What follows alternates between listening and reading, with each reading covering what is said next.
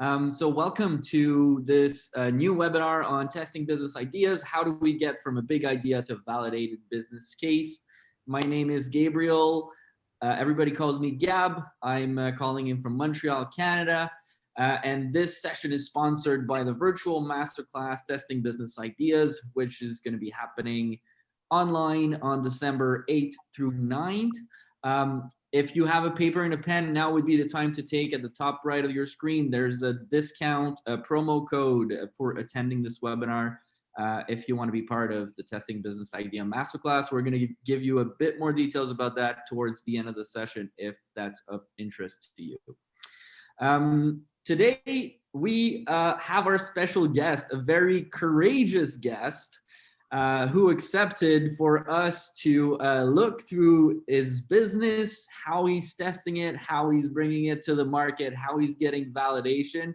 And Joe, thanks for being here. It's really nice to have you part of this webinar. And we also have Alex and David, of course, the two main authors of Testing Business Ideas, who are going to be analyzing and coaching Joe through his process for testing his business idea. So Joe, why don't you tell us a bit about your business so we can have the ground bases to get this kicked off. Oh, actually, before you jump into that, Alex, David, you want to just say a word before we get kicked off? Yeah, let's get started. Gab, thanks a lot for kicking us off. Thanks a lot. I think we should all say thanks to Gab making this possible. And Lucy, who's in the background, helping with the heavy lifting around the structure of what we're going to do, live coaching today. David, first, maybe, how do you feel about live coaching? I think it's something you enjoy, right? I love it. It keeps me on my toes, keeps me sharp, and I love people doing like amazing things, and you just help them make progress. So I really enjoy it. And Joe, before we even get started, are you okay with David and me being brutally honest, kindly delivered, and you're helping other people learn? Are you fine with that? Just officially? Totally fine. Yeah, absolutely. You cool. Go for it. So, very courageous, I must admit, right? There are 850 people now, probably another couple of thousand going to watch the recording. So really brave, but that's the job of an entrepreneur, right? So Joe, get us started maybe with your idea, and then we'll get into the live coaching. Okay, great. So yeah, thank you. Thanks for having me as well. This is awesome. I love bikes, and I've got a problem with seeing all these bike graveyards on social media, and continually like the pressure to buy new bikes and the latest shiny bikes. I figure there must be a better way to create new bikes in a sustainable way. But with e-bikes, it's actually quite expensive to own an e-bike. They're very expensive, most of them. Even the cheapest ones are expensive. Not only that, unless you're into cycling and you love it and you like tinkering, it can be a hassle as well, right? I mean, you've got the worry of general maintenance, puncture repairs, and also when you're talking about e-bikes, you've got the worry about motors and batteries and that kind of thing. So it's a bit of a hassle, and it's expensive to own. So I figured, let's see if we can create a sustainable e-bike and take the hassle out of it and offer that to customers on a cheap monthly subscription. So that's my big idea. New bike team. So the first thing, that is an idea that's actually been sort of floating around in my mind for about 18 months, but quite recently I've started to try and move forward with it quite proactively. And so one of the things that I did early on was to create a very basic landing page, just so when I'm talking about it to people, they can check out the landing page, and it obviously gives me a bit more credibility, and people know that I've actually moved the idea beyond just that of a kind of a dream. So very basic landing page. And obviously the business model, how do I actually start to test this idea without, I'm a little bit familiar with the business model already, like how do I test this idea incrementally without wasting loads of money? And so clearly I need to have upcycled bikes. I need to be able to convert them to electric, and then I sell them on a monthly subscription basis to customers who want a hassle-free experience. But one of the interesting things that came out very early on in my testing and speaking to people was that in spite of focusing on individuals to start with, it transpired there's a really interesting customer segment of businesses, businesses who were maybe providing bikes for their staff to get around campuses, but also businesses that were, you know, last mile delivery companies. So there's the very, very brief overview. My key hypotheses are, first of all, it is possible to build a high quality e-bike using upcycled bicycles as possible. Second hypothesis is that people will pay a subscription fee for hassle-free sustainable e-bike. And the third hypothesis is that it is possible to create a sustainable business. Now, what's be super interesting to find out now is what the room feels is the most important hypothesis to test first. So to that end, I believe Gab is going to put up a poll and ask everybody that's participating, what hypothesis should I test first? Either it's possible to build a high quality e-bike, people will pay a subscription for hassle-free sustainable e-bike, or it's possible to create a sustainable business. It's going to be interesting because after Joe, David and I will also give you some feedback on the hypotheses, right? So we'll go back to that. So these are the three you kind of started with. But before we even get into testing and some of the coaching on the testing, I think there's and this is a common theme that I think, David, you've seen quite a bit, right? That people still don't even necessarily use or struggle with the concept of hypothesis, right? Yeah, I think also we use assumption and a hypothesis in a different way. When we say assumptions, it's sort of a belief, but a hypothesis is something that's testable, precise, and discrete. And it's well formed enough so that you could go design an experiment and then know if you're on the right track. I think where people get frustrated by experimentation is some things can be poorly worded. You run an experiment, it gives you mixed results, and then you say, well, screw this, I'm going to go build the whole thing anyway. So that typically is what happens. Let's see what the results are. Like, what do people think? Pretty amazing, right? Will people pay a subscription for hassle-free sustainable e-bike? So Joe, is that what you actually started with? So actually, no, it's not. So I started with the first one. It's possible to build a high quality e-bike. So this was my first test. Have to balance this with the fact that, you know, lockdown had started. This was an amazing thing to actually be doing as well in my house. But I built a prototype that had that was a beautiful bike that had been used upcycling. And not only that, I then had to go and get test riders using it in different parts of the UK in different weather conditions as well to actually make sure that it was possible. My other thinking behind it was that in order to move forward to the hypothesis around the sort of desirability, like do people want it or will people pay for it, it'd be very helpful to actually have a product image to be able to say this is what it is. And so that was kind of a balance of, you know, how do I choose which one to do? But nevertheless, this was the first one that I chose. My second test was around people paying a subscription for a hassle-free e-bike. And I decided to initially to contact people in my direct network.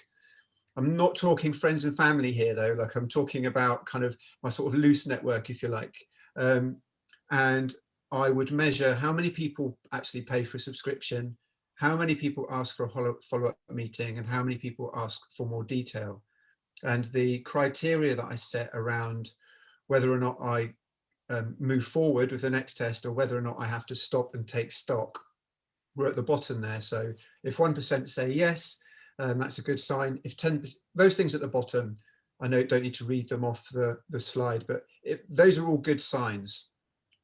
Lo and behold, day one of my testing, the second person I spoke to decided to order a bike and paid for a subscription, which was super exciting. Obviously, I had to actually, you know, curb my enthusiasm. You know, one sale, you know, I'm fully aware one sale does not make a business, but it was a good sign. And the other interesting thing about this actually was that as soon as I had my first customer commit, I realized I didn't have a way to take payment. So I'm like, what am I going to do? I was thinking, do I use PayPal? Do I just give them my bank details and ask them to do a transfer? And I figured that's probably not all that professional. There's a balance. And so I went back to my my holding page, and I actually made a payment page, which is sort of a private URL. So I was able to send him like a branded payment page and used a Stripe integration. So it didn't take long at all. And so I was able to take payment that way. But anyway, this test was super interesting because I had lots of feedback. But the biggest challenge for me was that it was really difficult to speak to 100 people. I mean, like I ended up speaking to 35 people, but it was very fruitful. And in fact, it was this test which gave me the new customer segment of businesses. So I've got all this feedback. I think I know what I'm doing with it, but clearly, I'm sure there's room for improvement. So this is where it's super interesting to find out what my evidence means and how do I capture insights from it, Alex and David. So I'm going to throw it over to David, who is the world's expert on testing business ideas, since he authored, I would say, the best book that exists in the market right now. Very, very hard for a Swiss to kind of brag like that, but I do think David did a great job. But let's go back maybe to the hypothesis. David, let's kick it off with there before we get to the evidence, right? Because there are a couple of things. We went pretty fast on the whole thing. A lot of great stuff, Joe. So I think it's really, really cool how you got out there, did the payment stuff. That's awesome. But I think we do need to take a step back. David, any comments on the hypothesis? Yeah, happy to. So thank you for the kind words. I tend to frame these "we believe" at the beginning, or "we believe that," whatever your preference is. But I love those. Instead of stating these as questions or implied questions, they're beliefs that you have as an entrepreneur or as a founder or an innovator, and try to make these testable, precise, and discrete. So it's very specific and it's not too big. So you need to kind of break them down. Another thing is I love that you have desirability, feasibility, viability, because it's kind of like, do they, desirability, can we, or can I for feasibility, and should we, or should I for viability, which means sustainability. And I think, these probably could be worded slightly differently that would make them easy to test. We believe that it is possible to build high quality e-bike using upcycled materials or bicycles. You could even start unpacking that with some numbers, right? So specific numbers. And also, I think with hypothesis 2, you kind of flagged it as desirability, feasibility, viability, but it's mostly a viability test to see will they pay. And what I love about this framing is that they're all related. So, you can't test viability in isolation, obviously. It's whether or not it resonates. Alex, what do you think about hypothesis 3?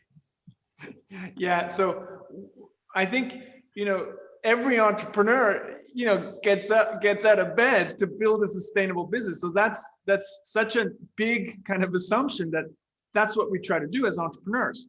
So when you put that, it's also, well, how am I going to test if I can build a sustainable business? Well, by building it. So what we say, why we even talk about hypothesis, is because we want to take this big thing, the sustainable business that we hope to build, and break it down into smaller chunks. And those smaller chunks are, customers care about e-bikes. They want to purchase an e-bike. They're not purchasing today because it's too expensive, right? Those are the smaller things. And then that works up to, at one point, okay, sustainable business. But let me ask you, Joe, what were you trying to say with that? Because it seems like, okay, of course, everybody wants to build a sustainable business. So what was your thinking behind that hypothesis? Well, one of the idea of it being completely hassle-free, month-to-month subscription does mean that people can potentially just take it for 1 or 2 months and give it back. And therefore, like, one of the things that's really critical to the business and the long-term business is that we can put the bikes out and be utilized, heavily utilized, and that we've got a long average customer lifetime. So see, that's where words are actually, confusing, because I think the way you framed it now is a lot better. And it just shows we took this big assumption, sustainable business, broken down into smaller pieces. You talked about retention. So the one thing is, the assumption would then be, if we take this green one and break it down into the smaller pieces that you can test, you just said, I can retain customers for longer than 2 months, right? That's an assumption. You don't know. So yeah, you got to put it up. That's correct. Then the other thing you said, and that's a different assumption, is, the customer lifetime value is X. So that's why we make assumptions. So you break them down into smaller testable pieces. It is possible to create a sustainable business. That's too big an assumption. The only way you can do that is build a business. So we break it down into smaller ones where you can say, okay, I'm going to test retention. I'm going to test customer lifetime value. And some of those you won't be able to do upfront, but you need to break them down into smaller, manageable chunks. And I suspect, right? So, and let me throw this back to David, right? People will pay £55 subscription. That's probably not one assumption either. That's why you checked off desirability, feasibility, viability. What would be a better way to maybe look at that, David? Yeah, I think it's breaking that down into recurring. How long is it? The length of what's your subscription business, right? Is all about recurring revenue, and then also I think it was a little unclear with the first one. I think almost anything's possible. I don't know. I work with people who try to build roads on the moon. So anything's pretty much possible at this point, unless you're doing time travel. So I think what I'm really interested in the second one is, how does that relate to, how do you arrive at that price, right? Because what does it take with the feasibility? Can you do back of the napkin math of what it costs, right? And I think that's what's always interesting to me is we don't necessarily look at cost structure and revenue and say, oh, hopefully cost structure is lower than revenue, eventually. And it's simple math, but I think some people skip that step and we say, oh, we'll just figure that out later. So I was really curious how you arrived at the number. So at the very beginning of the process, the arbitrary number plucked out of the air initially was 35 a month. And actually, like we've been talking, I've got a very good friend who I've been bouncing, has been with me on the journey, and together we've been looking at the cost structure.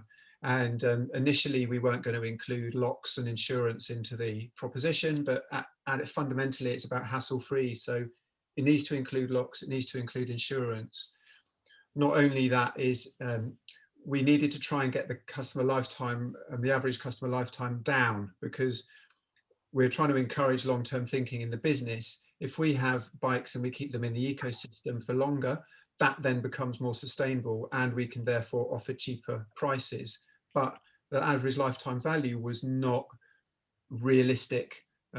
So we had to edge it up, and we had to, so we've arrived at £55 through trial and error using Excel models and our cost structure. And I think that's cool. The thing that I would question here is, for me, what's missing is hypothesis 2. You check mark, desirability, feasibility, viability, because you're actually hiding things that you should have broken out. Just like we said, the green one, we're breaking it into smaller pieces. I think there is no real desirability hypothesis here. So why am I saying that? Because if now people don't sign up for £55, you don't actually know why, because there's too much hidden in that. So it might be they don't like the price. It might be they don't care about e-bikes, right? So there's so many assumptions hidden in there. So what you would want to know first is almost like people actually care about the cost, right? So maybe that's a wrong assumption. So before you even go to testing a subscription model, you want to have evidence saying that for many people, e-bikes is too expensive and they would prefer a subscription model, right? So something like that before even getting to price. Because if you don't have that evidence, you don't actually know why they don't care. So we like to build it up first. And, think, for those of you who know the value proposition canvas, we like to say, think circle first. Show me evidence for jobs, pains, and gains, and then you go to other things. So now if they say, oh, I'm not interested, you already know, well, they actually want to rent an e-bike, which is too expensive. Now maybe the price is wrong, or, oh, there's something missing in the value proposition, right?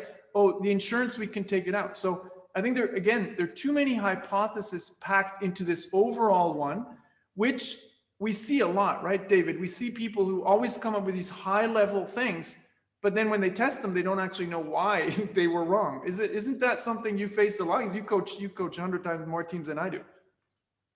Yeah, quite often. And I think it's okay. It's okay to start at the high level, and then you want to kind of break these down and unpack them into stuff you can test. Because this one, we'll get to your test in a moment, but I felt like I never want people to get too excited or too depressed after the first test. Because they're like, somebody paid for it. Amazing. I got to go scale this. And it's like, well, maybe we need more evidence. Or nobody cared. This is a terrible idea. And it's like, well, maybe we need more evidence. So I really try to, it's really hard though, because you get really excited or really depressed usually after that first experiment.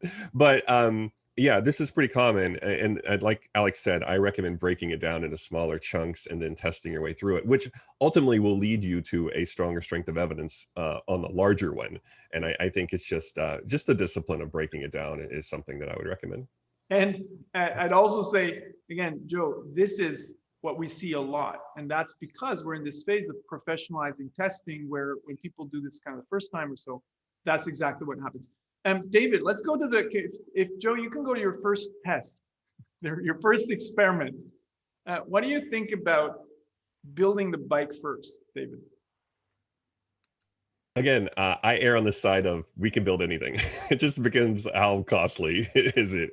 I've worked with so many amazing new product initiatives that always blow me away of what people can build. So I think it just really, for you, I think it's more the intent behind it. When you were doing this, was it more around how much is it going to cost to do this? Or was it, hey, I don't know if this is possible?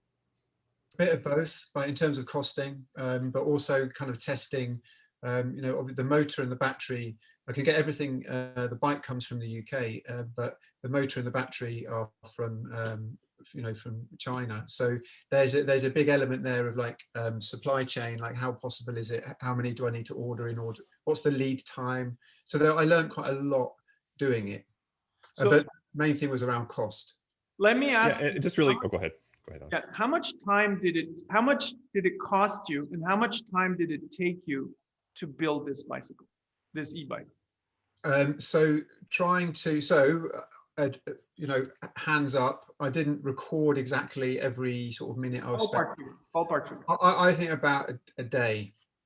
Okay, so that's reasonable, right? Because the one thing we say is, go cheap and go fast. So building something when you can do it in a day is very reasonable. The problem is, the reason why we often say don't build first is, imagine you had spent just a week, even a week, and then you figure out nobody is interested. Well, you wasted a week of your time, right? Because there's equivalent experiments to test desirability. You could make a video of something, right? And your design, you could make something look like the real thing. You don't need to build it. Now, good news is, it's just a day. So then it's okay to actually build something first. But the principle is always cheap and fast at the beginning. So that's very good news. You didn't waste a lot of time. Yeah, and just really quickly, I'm not an expert in this field by any means. We do have an e-bike. We have an e-cargo bike, an extra cycle RFA. And we also have a foldable turn extra cycle collaboration where it's a foldable cargo bike. And we were thinking, oh, maybe we could turn our cargo bike into an e-bike. And they used to sell the kits. Like there's observable evidence that there's people do sell kits to convert bikes. And interestingly enough, the bike shops I go to out here in California no longer sell them. And they don't sell them because they thought they weren't reliable enough. And so, sometimes it's building it yourself, and other times you can also look outside. You just have to be careful making too many extrapolations from things you see in the market. But I think looking for observable evidence also helps. But I just wanted to know the meaning behind, your reason behind building first. And I think that was pretty clear why you chose that. And so we're having a couple of very technical questions in the chat, which are great, but we actually can't go into the details of discrete, all the hypotheses. So a lot of that will be addressed in the virtual masterclass. So it's not that we don't want to, but we want to get through the whole kind of coaching before we get into the details. Let's maybe move to your second experiment. David, any feedback on this second experiment? So we just agreed, first one didn't lose a lot of time, so it's fine to do that, though and if I can speak for you, David, I definitely say don't build something until you have a lot of evidence about jobs, pains, and gains. Let's have a look at the second experiment and then get to Joe's question, which is more around evidence. Yeah, we'll eventually get to your question. So a couple things. One, I love that you Stripe. By the way, the highest valued company in Silicon Valley. I think they're amazing, and they're on the way to triple their valuation. So I love that you kind of looked at something what's easy to integrate, that is legitimate, that'll make you look like something real. You're not just, hey, send money to this PO box or whatever. And then what I liked about this is you do have we are right if criteria, which I find is the hardest part of filling out a card. And Alex always says you should be able to hand this card to someone else and have them actually be able to comprehend it and run it. And I think that's a really great kind of pressure test for one of these. One of the things I want to call out though is it sounds like you have amazing qualitative feedback in addition to the quantitative. And I think sometimes the way we structure these, and I just had this happen this week with a team where they're like, oh, but I'm just measuring quantitatively. I was like, you have so much amazing qualitative feedback from talking to people. And I was just really curious. And maybe this is part of your first question here is, did you take notes? How do we take that feedback and maybe like theme it and see what came out of it? Because I feel like in addition to your numbers here and your percentages, you probably have a lot of great qualitative insights. Yeah, absolutely. I just was taking notes as I was speaking to people, sticking it straight into Notepad or Excel, whatever I had open at the time, that was relevant to as I was speaking to people. And then I would color code everybody as to whether or not they were, I need to get back in touch with them as their response. So that I kind of had this, so I can at a glance, I can go back and check at a later date what I need to sort of follow up with. But I did notice the recurring theme was like lots of people were very, very accommodating and wanted to kind of be involved and have lots of ideas. I had people offering investment and people offering sort of grants and stuff like this, which wasn't what this test was about. So yeah, it was about me just taking notes, and some of those sort of verbatims actually are a little bit later on in the deck. Let's take that evidence. I think it's a brilliant question, David. If you can, Joe, stop sharing the screen for a second, because then I'll show something that we now do on a regular basis. You just need to stop sharing for a second, because I can't take over. So I'm going to draw. I've lost my. Yeah, maybe. Yeah. Once you got it. Because there was also a question around competition. So somebody's calling us out and say, oh, you guys didn't look at competition. Competition is irrelevant at this phase. I'll tell you, just quoting Steve Blank, no startup goes out of business because of competition. They go out of business for a lack of customers, right? And when you talk to customers, you'll learn enough around competition. So, the Jeff Bezos quote is, if everybody focuses on us while we focus on customers, we'll be just fine. And there's this Twitter quote, somebody, I don't remember who it was, says, if you focus on your competitors, your product is going to look like your competitor's ass. So I just want to point this out.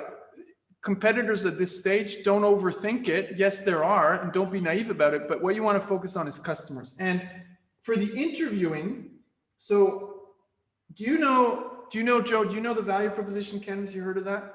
Yes. Okay, so here's a really good way to take notes.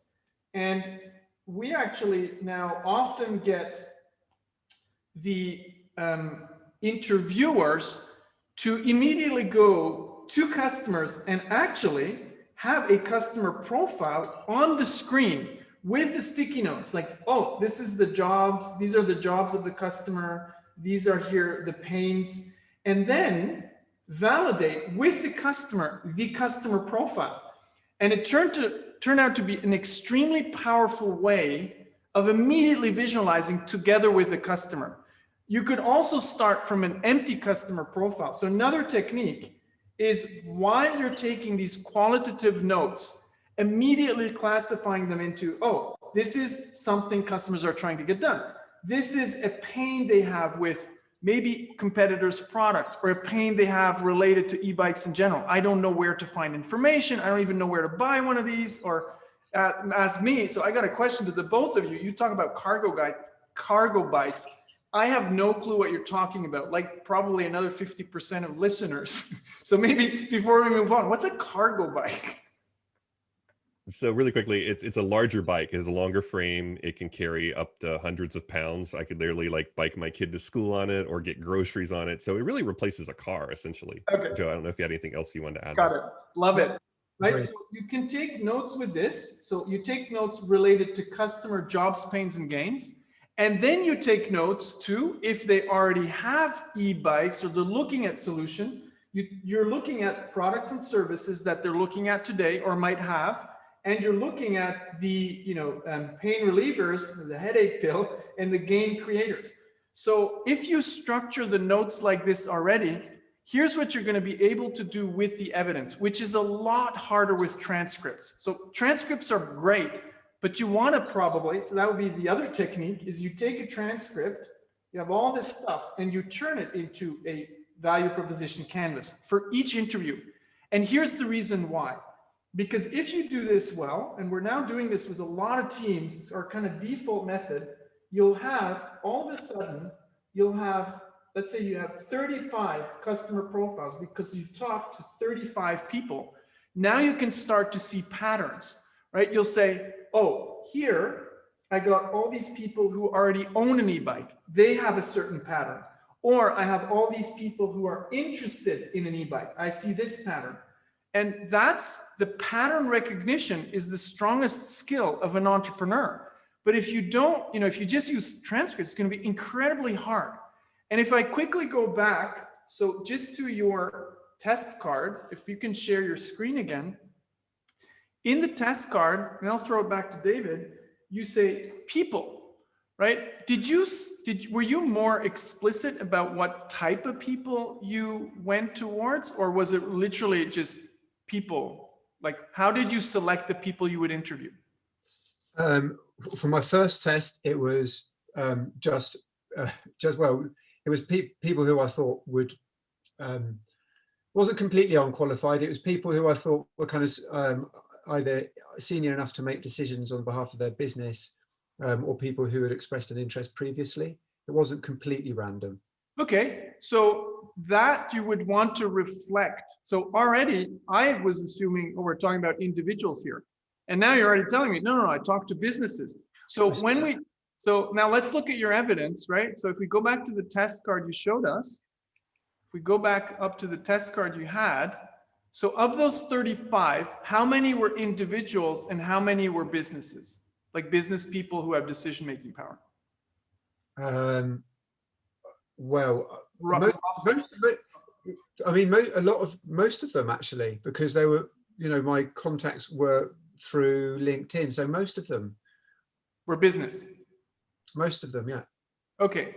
Now, but initially, it was more a case of the way that I was framing these discussions was that, hey, I've worked, I know you, you know me, like I've got a new venture, I've got a value proposition. I'd love to get your view on it. Yeah. So, and I'd also, in some cases, I would say this. I would love to get your view on how I might approach you or other similar companies about becoming part of our pilot. Yeah. And so that was the sort of intro. So it wasn't like hard sales, because I didn't want that, because it would almost make the evidence weaker, I would say. So I'll be, as I promised, brutally honest, but very kind, right? It's very courageous to talk to 35 businesses already, but you made the mistake that we see many people make. They think, oh, interviews are easy. You actually asked for opinion, and people love talking about opinion. Oh, great idea, love it. And I'm sure you heard a lot of positive stuff. In reality, you don't know what they're thinking, right? So a better way, and I don't know, maybe you did this, right? A better way than asking, what do you think? Or are you interested? Or could others be interested?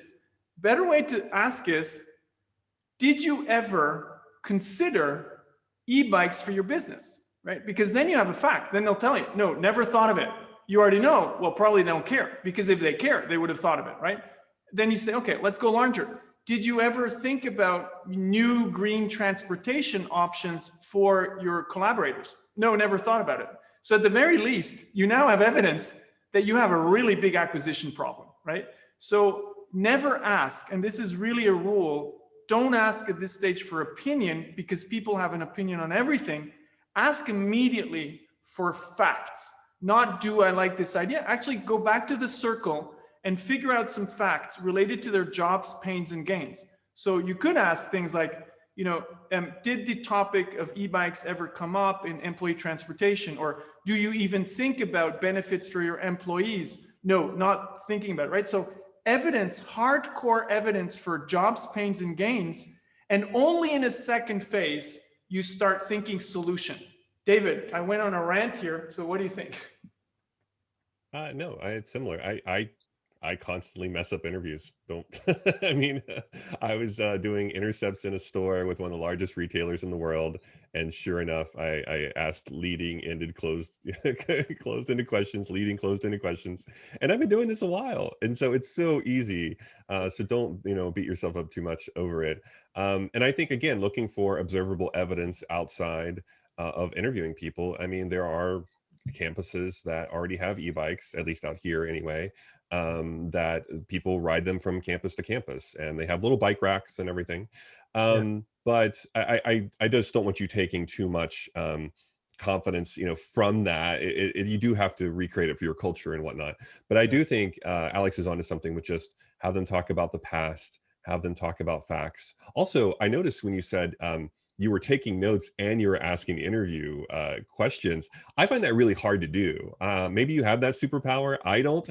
I can't necessarily ask a question, actively listen, take good notes, and then be thinking about the next question and how to redirect the conversation. And so sometimes bringing somebody with you can help, or recording them. The only downside about recording them is that you will never, ever, ever go back and watch all those recordings.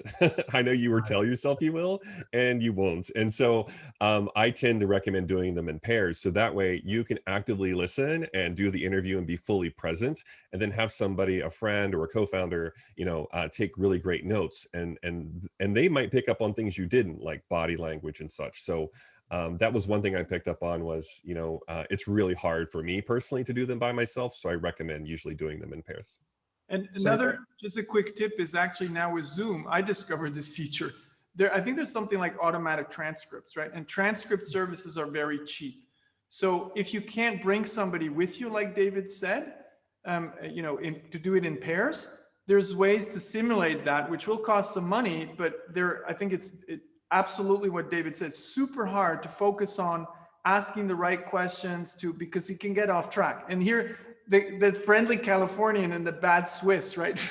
Absolutely agree with what David said. Congratulations for doing it. I'm guilty of this stuff all the time. I realize I'm asking for opinions.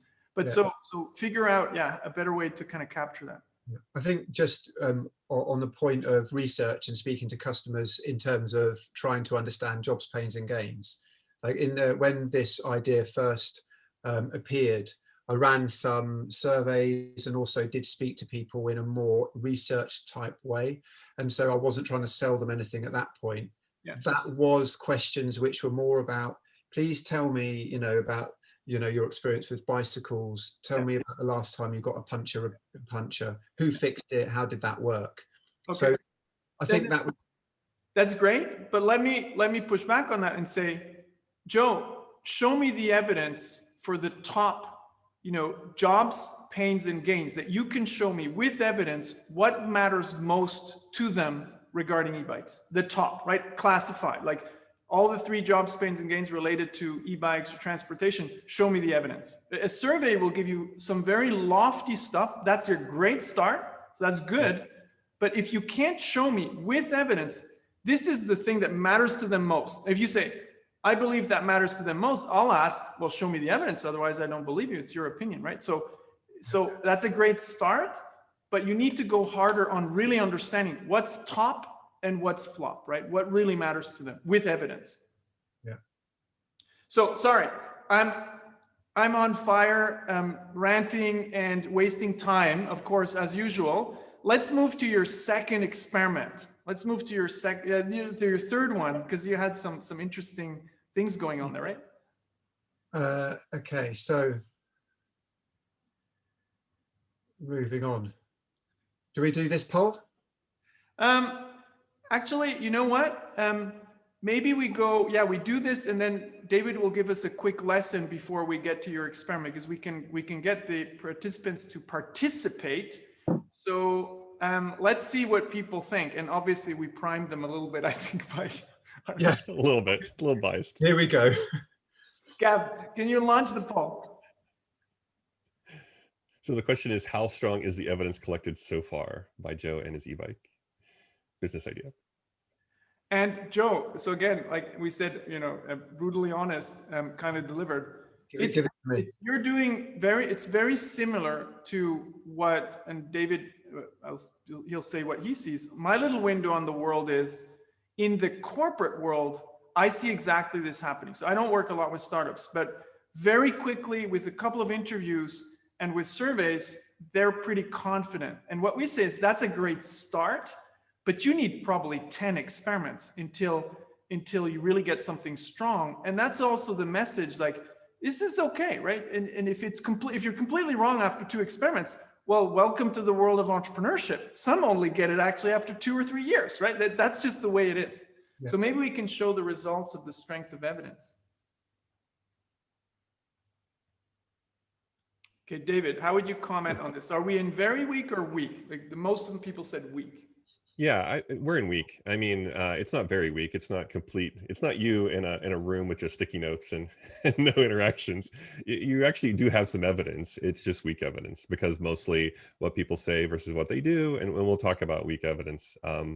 And just kind of expanding on what Alex said, I do work with a lot of startups. I do a lot of accelerator work in Silicon Valley, and same problems. People talk to 5 friends, run a survey, and then waste $600,000 on an app and then find out they built the wrong app. So it's not just corporations. It's happens quite a bit. So it's don't feel too bad. So what we wanted to do here was kind of frame how we structure strength of evidence. And Alex, I was thinking about this in the book, maybe second edition thoughts here, like kind of just talking out loud, is I do felt like we could have really expanded on strength of evidence in the book.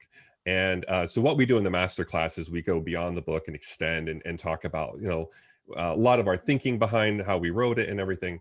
And so here, when we look at kind of these levers, basically what people say and what they do. So what they say is often weak evidence because it doesn't match up to what they do in their actions. So like, kind of like a spouse theory in action here. So we tend to skew what people do as stronger than what they say. If we can just like click through these, I'll explain them. Thank you for doing this, by the way. Also, if you invite people into a lab setting, okay, so before COVID, I guess, you'd actually come into a conference room or something and you would interview people, and you're going to bias them a little bit because they're coming in, the context is not the same, the environment's not the same. And so that's relatively weak evidence as well. It's one of the reasons I tend to kind of push back on focus groups. One is because they create this weird dynamic where people are in a group setting and then they're in a conference room together, and sometimes people are behind glass that's like like looking into them, and the empathy just isn't there. And so a lot of what you have in a lab context where you invite people into a lab or into an office, right, is pretty weak, versus in the real world doing observational ethnography. Sorry, I can't talk. And also just anything in the real world tends to be stronger evidence. Also, with regards to opinion versus fact, as Alex just covered, people have lots of opinions, and it doesn't mean they're necessarily good evidence. It's great for qualitative insights, and you should still talk to people. By all means, I always get Steve Jobs said, don't talk to people. I don't think that's exactly what Steve Jobs meant, but we can't really clarify that now. But I think it was more of, when you talk to people, start to understand the Jobs pains and gains of why they're mentioning something. And then low investment by high investment. So, a low investment, I don't want to give away the upcoming exercise, but the low investment is obviously stuff that it doesn't really take much effort or money at all, right? High investment meaning it takes either a lot of time, effort, and energy with regards to evidence. So I think this is something, Alex, that I really like when we cover in the masterclass, because I do think it starts to help people understand the dots we put in the book with, well, what does 1 dot versus 5 dots mean? And there's so many different factors. You know, if you have a landing page that asks for email, it's very different than you have a landing page asking for pre-orders, you know, and whether you're taking payment information like on Stripe, like Joe did. So we just wanted to give you a kind of a high level understanding, and we get deeper in this in the masterclass. But I just feel like strength of evidence is still one of those topics we need to kind of dive into deeper and explain. So with regards to call to action, what we have is a little exercise for you. If we go forward. So basically what we wanted to do was going to give you 3 minutes. Hopefully we're good on time here. We've been giving a lot of feedback to Joe, so appreciate it, Joe. For you as attendees to rank these in from low to high investment. So if you were to look through these and say, okay, what is a low investment as far as just time, effort, energy, money, and what is a high investment? Alex, anything else you wanted to explain before we jump in? No, I think let everybody write down with pencil and paper or iPad or so, write down what's the lowest investment to the highest investment, what's the sequence of numbers, and then post it into the chat window so we can see, and you can have the bragging rights that you were the first to get this right. So if you click one more, I think the timer is going to go on. So let's just do 3 minutes, one more click, and then the timer. Yeah, there we go. So let's see who gets it right. If you get it right, you have the bragging rights to say you were the fastest of about 1,000 people. Fastest is one. No, just the full sequence. We don't want individual numbers. That's not enough. Full sequence. And then Joe, what would you pick as the lowest one? Let's just make this entertaining while people are doing the homework. What's the lowest for you? What do you think is the lowest investment call to action here? Well, I would say URL tracking. So like also like using like online Google, just seeing what's going on online without doing any work at all yourself. Okay. Followed by sign up with email. Yeah, pretty low, right? What would you put as the highest one? What do you say, be the highest, the most costly, the biggest investment, the one you would rank, biggest investment of all of these? Well, a mock sale. Right. Mock sale, because you obviously need to make sure the flow. The reason why I think that, like, you'd have to make sure that the funnel was all more or less exactly as it would be in real life. So that requires some investment in terms of development if you're going to do that online. If we think back to what David presented, right, that would be real world. People wouldn't even know it's a simulated sale, right? Because they would assume this is a real sale, and then we tell them, hey, sorry, it doesn't exist yet. Here's a discount when we bring out the product. So cool, good. Let's see if people are starting to do the extra, are starting to put the answers. Let's see, we do have a fastest one, that's for sure. Let's see if that's going to be the right one. So while we're waiting another minute, Joe, what was the hardest thing so far in your entrepreneurial journey? Well, I think it's actually taking action, because I had this idea 18 months ago. I've got like a little notebook with Project Bike written on it, and the date is July 2018. It's a year and a half ago, and I had some scribbles inside it. So actually that was the thing that spurring me on. I'd say that was probably the hardest, but it's such early stage. It's probably a minor bad thing to encounter, isn't it? Just motivation. When's the first time you got out of the building to test your idea? So during the summer, I would say, and actually in the prototype of actually, the bikes being ridden around quite literally, and yeah. Awesome. David, give us the solution. So some in the chat will have bragging rights. Who of the 900 people is the smartest in the room, the most experienced in the room? Yeah, so if you click next, we'll display the answer. So lowest to highest, okay. URL tracking, so you're on point with that, Joe. Sign up with email, next to lowest. Ask to extend interview time, then followed by follow-up call, follow-up physical meeting, letter of intent, deposit, pre-sale, and mock sale. And so mock sale is there at the top because it is quite elaborate. You do have to set the stage, whether it's virtual or in person. and it's everything except processing payment information. And so it does require a lot of setup time, even though running it doesn't take very long. It's a large investment. And sometimes people ask, like, what's the difference between mock sale and pre-sale? Mock sale is as if it's a normal sale. People do not know. With pre-sale, right, you're getting early adopters, so the investment is a little bit different, right? Cool. Yeah, so think early days Tesla, they did some pre-sales for the first Roadster. They also did deposits, and they still do deposits, right? So it's like Cybertruck has a bunch of deposits. And so there are other things, but mock sale is just, it's so much, and it's usually your first time setting it all up. So it is quite a level of investment. Joe, why don't you share your last experiment with us and the little challenges that you faced with it? Okay, so I did my is it possible test with Build the Bike, and then I did my first test around whether people are actually going to pay money for it. My next test, I had already set up, very excited about doing my next test on this belief that people will pay £55 subscription for a hassle-free e-bike, and I thought I'll use Facebook, and that was also an interesting thing for me, discovery. I planned to do a social media, use a social platform. It wasn't until I'd run the first test of speaking to people who I understood that actually I will find a lot of my individual customers on Facebook because of demographics and also the local nature of trying to get bikes on the road. So I identified Facebook, and I thought I'll measure the amount of people clicking book now who went on to pay. So the book now button on Facebook led directly to my Stripe payment page. And I was going to be measuring the percentage of people who pay real money to become a subscriber. Fantastic, I thought. And it's actually quite a good way of doing it because Facebook tools are very useful. Super excited. That was what kind of it looked like. And then lo and behold, when I came back from picking the kids up from school, I got an email to say Facebook had blocked my ad. I was so excited to see, I got set up my next experiment, and that was on Monday this week.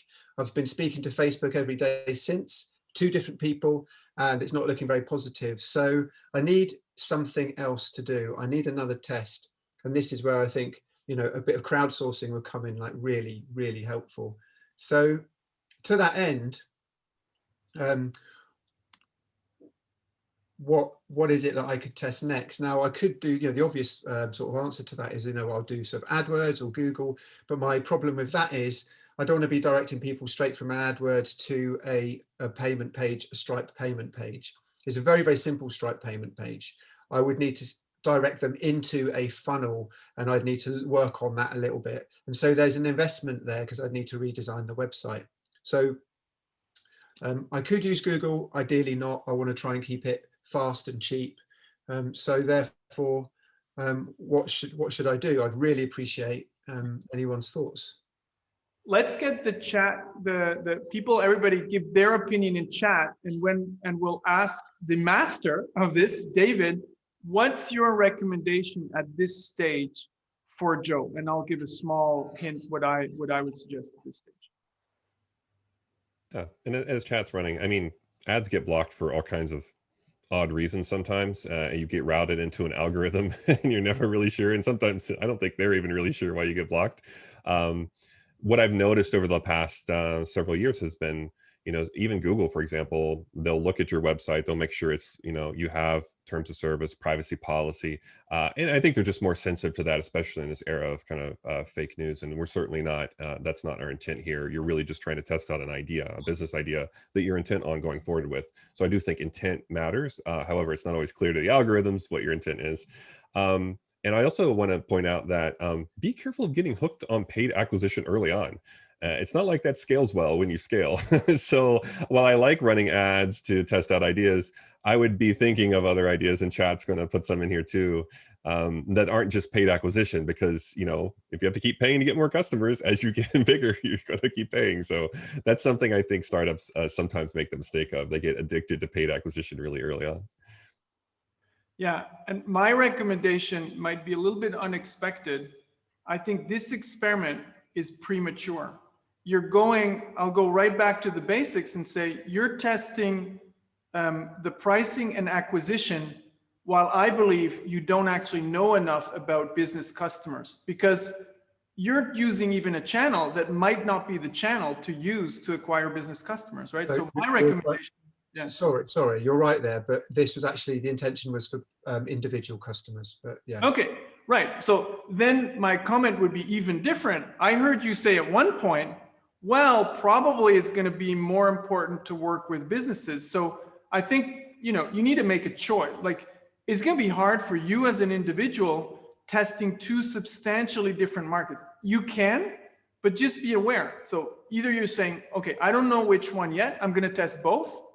Or you say, I think businesses, I'm going to try that first because it seems like that's the better business model. But even in both cases, even for individuals, I think it's almost premature to immediately go towards the testing and acquisition. I would personally say, I want to see a lot more evidence around jobs, pains, and gains related to e-bikes. You might have it. We didn't discuss that really in depth. So in a real world, I think we would go, dive deep into the evidence you have in the quotes. But my suspicion is, my hypothesis is, you don't actually have enough to even know how to frame the sales. So it's not the landing page that's going to screw up the thing, or how to frame the ads. That's my suspicion. That would be my 2 cents. Cool. Yep, similar feedback here. I think it's going to be really tough to test B2C and B2B at the same time, especially if it's just, you. So I think choosing one could potentially work. And then as you get evidence, it doesn't mean it's not an irreversible decision, right? I think that's I feel like we make that mistake sometimes as entrepreneurs and innovators. We feel like, well, we can't go down that path because that's the wrong path. And then we don't know until we start going down the path if it's the right path or not. And you can always back up usually. I mean, unless it's some kind of critical, decision you can't reverse. So usually you can actually just make progress down a path and then realize, oh, I need to go down a different one. So I would just strongly recommend against trying to do it all, like trying to do B2C and B2B. It's just really tough. And then acquisition testing, it's expensive. Even if you're doing LinkedIn ads, like those could be $7 US dollars per click too sometimes. And so I would, similar to Alex, I would really be thinking like just pick one. And if you can't get traction there, you could always do another one. But I think trying to do both would be really, really, really challenging, especially if it's just yourself. And I would go with the better option, the bigger option, what you think might be the better business model. I would always start with the better business model and then disprove that. If you see it doesn't work, you can go to the other direction. So Gab, can you throw up I think just a last thing while we're wrapping up. So if we can throw up our NPS score, we would like people to give us some feedback on the webinar while we're putting up the discount code. And we'll use that so please give us a score.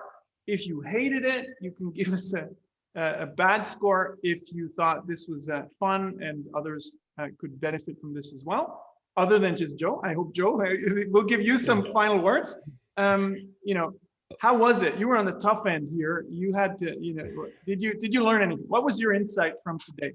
0, or did you get something out of it? I got a lot out of it, and I think what's happened is that you've shone a light on area, like you said, actually the way that you said it, sort of kind of hiding various things in these like larger hypotheses, and actually perhaps stuff that I know that I should have been thinking about, and like the temptation to go ahead and test the bigger picture without taking it more granular is something I've learned. And the other thing is the reality of choosing between business and personal in terms of a customer segment has been a little bit confused by the fact that I've got one customer who's personal and one potential one who's business. So interesting to hear you say just now, David, that it doesn't matter. You can go down one road and you can come back. That's fine. That's okay. So, it just might be that I've got one personal customer in Bristol.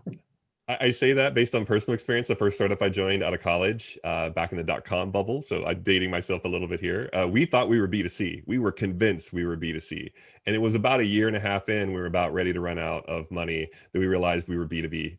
And so, and we were successful, and we were acquired for 16 million in 2006. So that's from personal experience. So it is a reversible decision. And then from the clarification department, I do want to clarify the way I answered the level of investment answers question.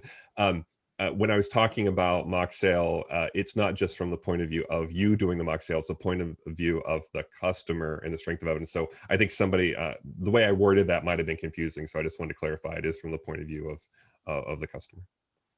Okay, with that, I think, somebody pointed out in the chat, kudos to Joe, very courageous to stand in front of 1,000 people and get some live feedback. So awesome that you joined us, and happy you took something away. Good luck with the idea, and I'm sure you're going to get there. Again, as David just said, go down one road, and that's the job of the entrepreneur. That doesn't work, you're going to find a different road, right? So all roads, they don't lead to Rome, they lead to success or to a new idea that you might want to pivot to. So thanks, Joe. Huge thanks also, David. Awesome to get your expertise. And to everybody, if you want to learn more down to the details, how do you break hypotheses down into smaller pieces? How do you design experiments? Come to the Testing Business Ideas virtual masterclass. We really go deep. David, anything about the Testing Business Ideas virtual masterclass? Are you excited about this coming up? I am. I had a lot of fun the last time around, and we're making changes as we do. We're making it even better this time around, but you're getting sort of a taste of what we do here in that the strength of evidence and going deeper. So yeah, it's going to be a lot of exercises. I don't know if we talk for more than 8 to 10 minutes in the same framing throughout the 3 days. It's amazing. So it's constant.